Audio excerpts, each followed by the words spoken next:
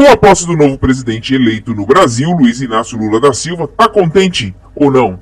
Deixa aí nos comentários, tá contente com essa mudança?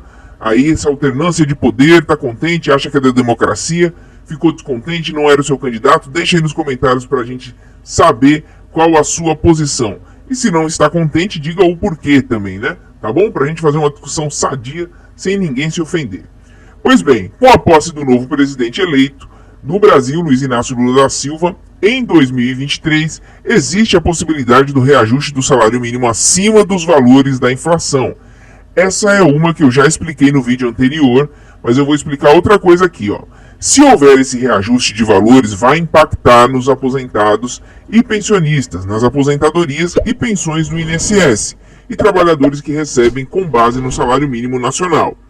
A ideia vai na contramão do que o ministro da Economia de Jair Bolsonaro, Paulo Guedes, havia posto em seu plano orçamentário em 2023, divulgado antes do segundo turno da eleição presidencial. Era uma ideia que era mais ruim para os aposentados e pensionistas, que era a questão da desindexação. Depois, no desespero, né, para não ter prejuízo na eleição, Bolsonaro acabou anunciando R$ 1.400, mas a ideia não era essa do ministro Paulo Guedes. O reajuste do salário mínimo é a primeira. O plano final de reajuste do piso nacional ainda não foi definido, mas está próximo disso, pois somente nessa quinta-feira se iniciou a transição de governo entre o atual governante e o eleito no último domingo.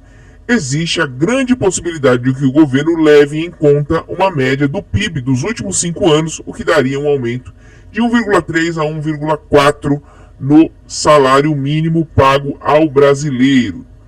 Outros estimam que seja utilizado novamente a regra de reajuste que era utilizada pelo PT entre 2006 e 2019, que considerava a inflação do ano anterior e também acrescentava o PIB dos últimos 2 anos.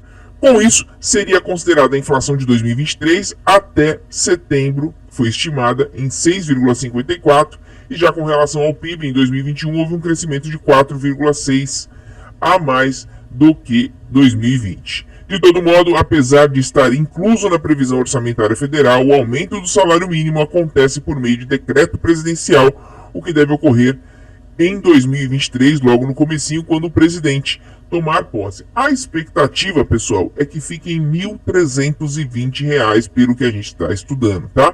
R$ 1.320. Então, é uma mudança, porque vai ter um ganho acima da inflação aí que a gente não tinha há bastante tempo. Outra mudança importantíssima, vai ter a recriação do Ministério da Previdência. Olha só, além do aumento real do salário mínimo, também é estimado pelos aposentados, e aí os aposentados e pensionistas sabem o quanto isso é importante, que haja a recriação do Ministério da Previdência. Segundo o Arley Martins, presidente da COBAP, Confederação Brasileira de Aposentados, Pensionistas e Idosos, sem um ministério não tem como a gente negociar. O ministério havia sido extinto no governo Bolsonaro e havia apenas uma Secretaria de Previdência, inclusa no Ministério da Economia, e com isso Martins completou dizendo que, olha só, não tinha ninguém para nos receber, nem que fosse para dizer não. Agora, para nós, os aposentados, eu acredito que vai ser um pouco melhor, mais fácil. Vamos continuar lutando pelo que a gente acredita. Então, com o Ministério realmente tinha muita reunião, tinha muita barganha, né?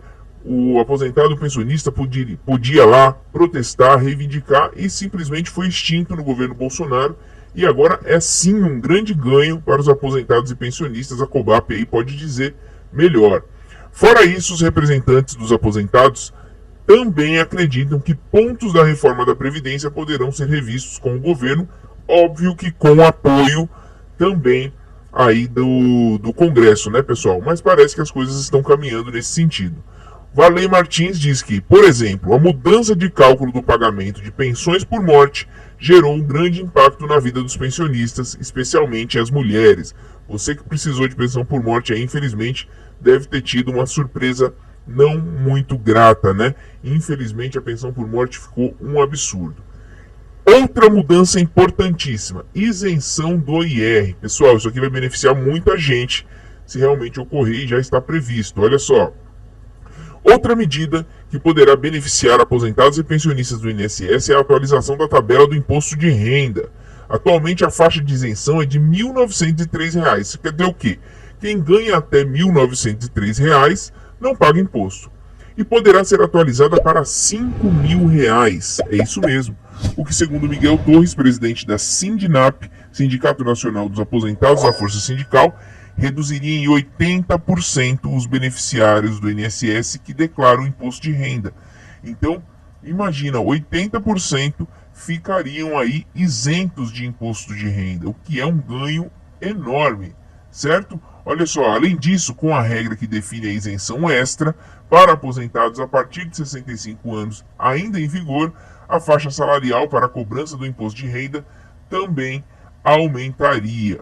Seria cobrado IR apenas de idosos com rendimentos mensais a partir de R$ 10.000, valor que ultrapassa o teto previdenciário atual, ou seja, que é de R$ 7.087,22, ou seja, não aconteceria.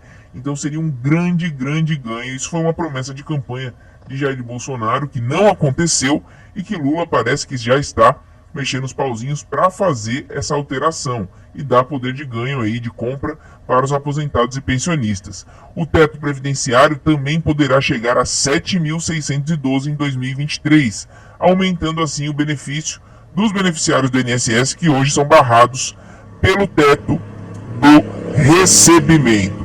Então, pessoal, resumindo aqui, salário mínimo acima da inflação, a gente deve ter o recálculo aí da tabela de isenção do IR, que é muito importante, e também a questão aí da reforma da Previdência, que a gente pode ter algumas alterações, né, muito importante, e a recriação do Ministério da Previdência Social, que vai dar muito mais poder aí para as entidades sindicais, para as associações dos aposentados e pensionistas barganharem, né, alguma coisa, protestarem, reivindicarem junto ao governo as situações que estão acontecendo. Então, são 3 boas notícias, a gente espera que se concretize e, pelo que a gente estudou, já estão saindo aí, já estão nas negociações do governo para o início deste ano. Ainda ficou com dúvida? Pode deixar no primeiro comentário fixado aí, você que está nos assistindo, você que é inscrito no canal. Não é inscrito ainda? Inscreva-se agora, ative o sininho de notificação que a gente está aqui